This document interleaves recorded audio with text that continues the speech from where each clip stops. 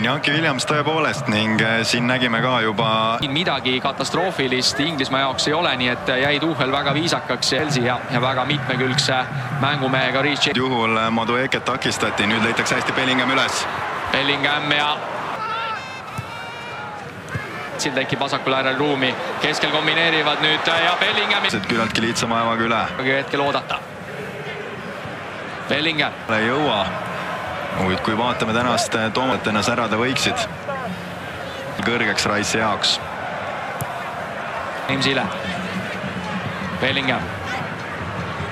Just kui haavatav poole lõpupoole, kui nüüd diagonaalpall Bellinghami suunas. Bellingham võtab rinnaga. Pikem sööt kohale ei jõua. Ja näeme, kes töötab tagasi, see on Jude Bellingham, see Meino tahab minna kasti ja Bellingham paneb siin väga hästi põlve maha. Huvitavas olukord oli hetkel. Tekitava moment seal ikkagi oli väga selgelt võimalik Ghana mehel puude värava peale võtta ja sealt ohtlik pealelöök tekitada. Kuid seekord inglased pääsevad. Diagonaalpall ja juba siin jalad ka mängu lõpus veidikene väsinumad. Ja tema siin Madueke suunas jõuab see pall Bellinghamile kohale.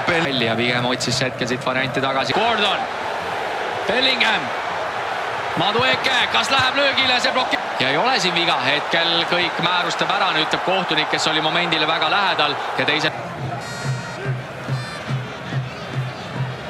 Bellingham astub korra üle, riputab.